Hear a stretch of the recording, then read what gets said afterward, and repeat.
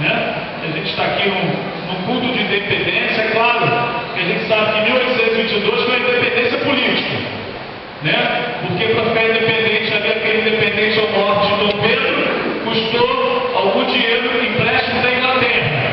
Aí ficamos dependentes economicamente, né? Mas Deus liberta todo aquele que tem encontro com Jesus. Deus, em Cristo Jesus, nós somos verdadeiramente livres. Por isso que feliz é a nação dos judeus é um. E essa deve ser a nossa batalha. Pessoas até claro, lá no Castro, eu pensei claro lá no Castro.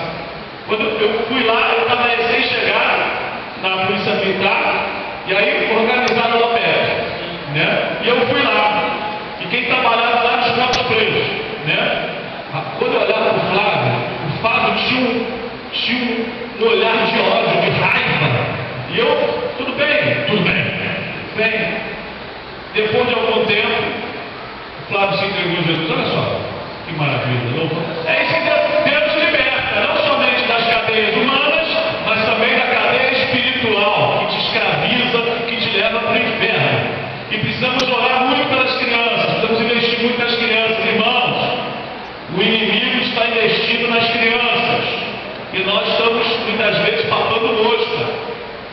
Antes era só para os adultos, depois desceu para os jovens, depois para os adolescentes. Agora o inimigo está investindo nas crianças e nós precisamos investir tudo que temos e somos para salvar as crianças, que são o futuro do nosso Brasil. O inimigo está destruindo justamente as crianças da infância e, com consequência, a adolescência, a juventude e o restante da vida. A gente vai nos presídios, a maioria que está lá, meus irmãos, filhos de crentes. Filhos de crentes. A maioria dos jovens estão presos da idade de 18 a 25 anos. Filhos de crentes. Isso quer dizer que estamos falhando, irmãos. Não adianta levar para a igreja. Fica aí na igreja, não adianta isso. A gente tem que testemunhar para que ele tenha um encontro real com Jesus Cristo. Só assim ele pode ser transformado. Enquanto todo brasileiro tiver encontro com o Senhor Jesus Cristo, todos nós poderemos dizer que somos livres. Verdadeiramente somos livres. Nós vamos conversar hoje justamente sobre um homem que teve um encontro assim, que transformou a sua vida. O nome dele era Naamã. Vamos ler o texto sagrado? Aqueles irmãos que puderem ficar de pé nesse momento, as versões são diferentes, então eu estarei lendo aqui na minha versão, você estará acompanhando aí na sua. 2 Reis capítulo 5, eu lerei apenas o primeiro versículo, mas a base da nossa mensagem se encontra aí nesse primeiro capítulo de 1 a 19, amém? Naamã, comandante do exército do rei da Síria, era grande homem diante do seu Senhor e de muito conceito, porque por ele o Senhor dera a vitória à Síria. Era ele herói de guerra, porém leproso. Amém? Ó Deus, continua a falar aos nossos corações através da tua palavra, em nome de Jesus. Amém. Podemos sentar, irmãos. Eu queria destacar, antes de conversar, vocês perceberem o que Naamã perdeu, eu queria destacar justamente quem era Naamã. Esse primeiro versículo já nos ajuda a perceber quem era Naamã. Naamã não era uma pessoa qualquer, não. Naamã era o comandante do exército da Síria. Ele era o que mandava todo o exército da Síria. A Síria constantemente estava em guerra ali com Israel. Ora Israel vencia, ora a Síria vencia, e tinha intercalado alguns momentos de paz, de tranquilidade. Estava um momento desse, de paz, de tranquilidade. Naamã, comandante do exército da Síria, era grande e muito conceituado, ou seja, tinha poder e estima. Era um general vitorioso, com certeza muito condecorado. Herói de guerra, tinha orgulho da sua posição. Era um militar bem-sucedido e competente. Naturalmente, vencera muitas batalhas. Tinha uma boa família. Se a gente for acompanhar o restante do texto, a gente vai ver o que aconteceu. Naamã, ele apesar de ser um herói de guerra, um general muito conceituado, condecorado na sociedade, no exército da Síria, ele tinha um problema. Era leproso. Algo entristecia muito o seu coração, algo amargurava, algo fazia sofrer e chorar. Tinha uma doença incurável na época. Diz o texto bíblico que Naamã tinha lepra, era leproso. Naquela época, irmão, se Naamã fizesse parte do povo de Israel, ele não poderia nem comandar o exército assírio. Porque para o exército israelense, para o povo de Israel, que era leproso, tinha que ficar fora da cidade, vivia nas cavernas mendigando, e as pessoas iriam se deteriorando e morrendo. E se uma pessoa chegasse perto, a uma distância segura, tinha que dizer imundo, imundo, imundo. Assim era com o povo de Israel, não era assim na Síria. Não era assim na Síria. Tanto é que o general Naamã era leproso. A lepra é uma doença infecto-contagiosa causada por um bacilo que altera os nervos, inicialmente nas extremidades do corpo, depois a pele e a carne, conhecida hoje como mal de Hansen. A lepra hoje tem cura, se for detectada logo no início, né? Se você tiver uma parte do corpo esbranquiçada, você não tem sensibilidade ali, você espera alguma coisa, você não sente nada. O fogo também. Procura o médico, né, que talvez seja lepra, né? Mas detectando no início, hoje toma-se remédio, tem tratamento, e a pessoa fica curada. Mas naquela época não. Só tinha um destino para o leproso morrer. Ele ia deteriorando, e a lepra é terrível. Eu já trabalhei evangelizando leprosos ali em Jacarepaguá. A igreja onde eu me converti, na esquina da rua, tem um leprosário até hoje. Tem uma igreja já, graças a Deus, lá dentro. E o tratamento hoje já mudou. Mas era terrível, irmãos. As pessoas não queriam ir lá, primeiro, com medo de pegar a doença. Mas era terrível, porque a gente via as pessoas sem partes do corpo. O corpo ia ficando podre, mesmo a pessoa viva. Pessoas sem orelha, sem nariz, sem olho, e assim elas iam até morrer. Terrível doença. Os irmãos já imaginaram? Naamã, ele não era israelita. Se fosse, não poderia comandar o exército. Seria confinado. Naamã era um herói de guerra, respeitado na rua por onde passava. Mas na intimidade do seu lar, ele passava por um grande sofrimento. Na realidade físico e também emocional. Leproso. Diante do povo, ele usava sua farda militar, toda cheia de medalhas e condecorações. Ele era vitorioso, era respeitado, mas quando tinha que tirar sua farda, seu uniforme na intimidade da sua casa, a sua ferida era exposta. Na realidade, ele via quem realmente ele era, um leproso. Diante do povo, ele era visto com a sua aparência, mas na intimidade do seu lar, ele olhava para si mesmo e chorava. Espiritualmente falando, talvez seja este o seu retrato. Talvez você seja uma pessoa bem sucedida no seu trabalho, nos seus negócios, ou mesmo na sua carreira profissional, na sua carreira militar, nos cursos que você faz, você é bem sucedido, mas tem uma lepra dentro de você. Um sofrimento, uma tristeza, uma mágoa, uma angústia, talvez um pecado, sobre o qual você não consegue a vitória. No círculo de colegas e amigos, na empresa, no quartel, você é elogiado, reconhecido e valorizado. Mas tem lepra na alma. Assim era Naamã, irmãos. Agora eu queria destacar nesse texto algo importante. Diz o texto que a gente continua lendo. Naamã era um herói, mas era leproso. E na casa dele tinha uma menina que era escrava. E Israelita. Naamã, comandante do exército da Síria, guerreou contra Israel e venceu a batalha. Pela vontade de Deus. Venceu a batalha. O vencedor da batalha, naquela época, levava cativo o quê? Pessoas cativas que eram escravas. Escrava era como se fosse um objeto. Tinha filósofo até que afirmava que o escravo não tinha alma. Era essa a questão. Levou para a casa dele uma menina. Talvez até que tivesse matado seus pais na guerra. O texto não diz. mas uma menininha que trabalhava. Meus irmãos, essa menina tinha tudo para ter raiva de Naamã, do exército da Síria e dos sírios. Tinha tudo. Ela era escrava, vivia sozinha sem seus pais. Contudo, essa menina tinha um coração, só tinha um coração assim quem teve encontro com Deus. Essa menina era serva de Deus. E ela, ouvindo as mágoas da sua dona, né?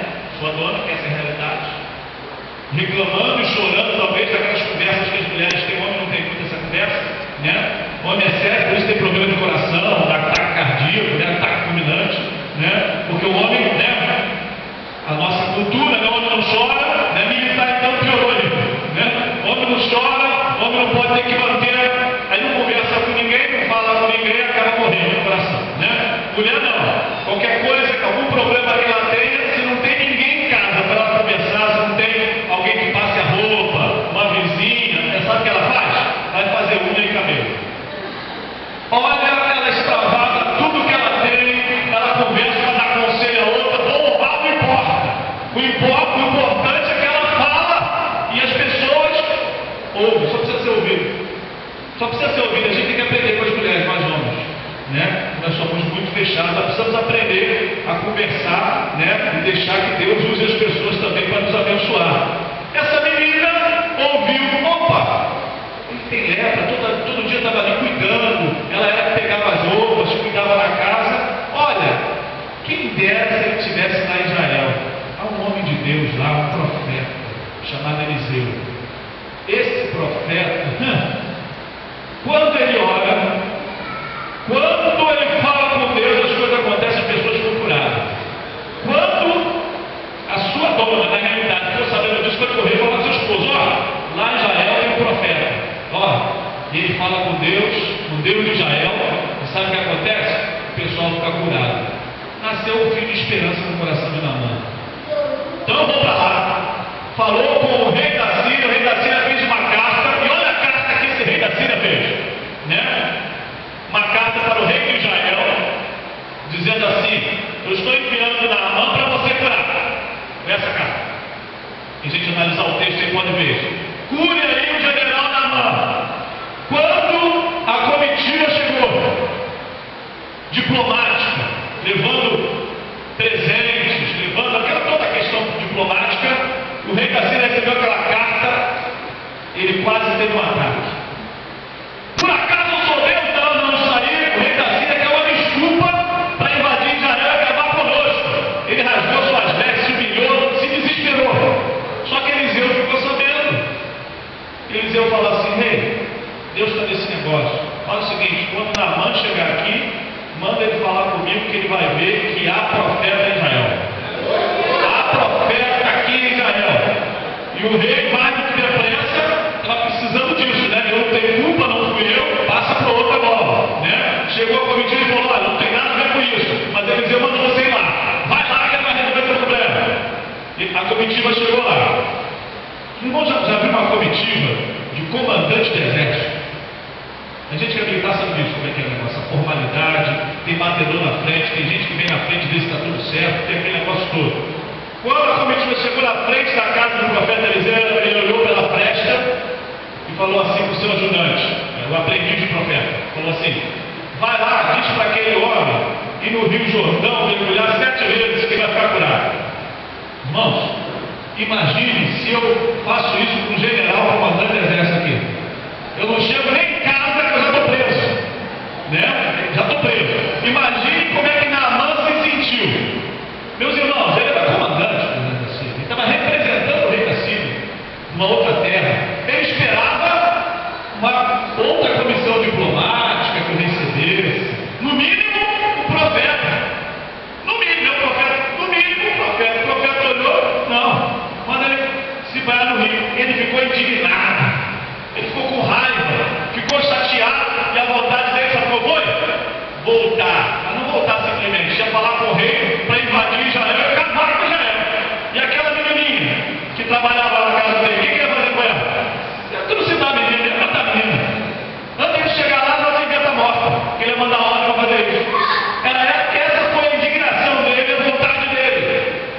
Só que, como é bom amigos. Como é bom ter irmãos, conselheiros. Sabe aqueles amigos que mais chegados que o irmão? Existiam amigos assim de Naamã, lá naquela comitiva. E chegaram assim: meu general, o senhor veio aqui com uma comitiva, trazendo presentes, pedras preciosas, vestidos e tudo mais. O profeta disse: só para dar um mergulhinho naquele rio, custa alguma coisa, vai lá.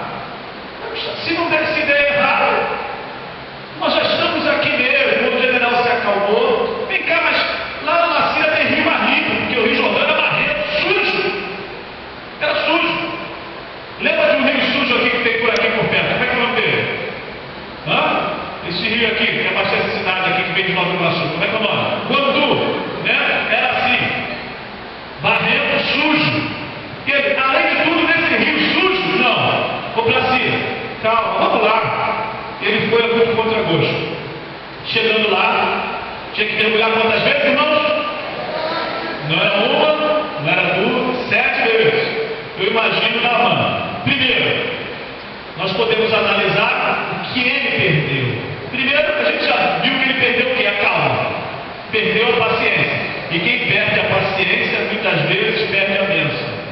Tá? Vira para a pessoa que está ao seu lado e fala só: tenha mais paciência, meu irmão. Espere em Deus. Tenha mais paciência. Não fique ansioso. Confie no Senhor. Ele perdeu a calma. E se ele tivesse tomado a decisão de voltar, com a cabeça cheia, com a calma que ele havia perdido, tudo teria dado errado, né? Ele perdeu a calma, primeiramente, mas não foi só a calma que ele perdeu. No momento em que ele chegou lá no rio, ele teve que se despir na frente dos seus subordinados. Aí é que está a situação pior, porque ele perdeu também o orgulho, ele perdeu a vaidade. Ele se despia na sua casa. A aparência dele, por fora do uniforme, era normal, irmãos. Ninguém via sua lepra. Só ele sabia e quem vivia com ele na sua casa. Quando ele chegava em casa, ele ficava triste. Agora ali, diante do rio, para ele se banhar, ele tinha que tirar sua farda, tirar suas medalhas, deixar tudo de lado. Todo mundo viu a sua lepra. Perdeu o orgulho. Perdeu o orgulho.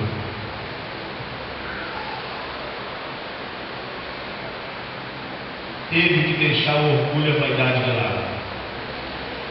E em terceiro lugar, naquele momento ali, Naamã também perdeu a fama. Ali, no Jordão, não havia multidão.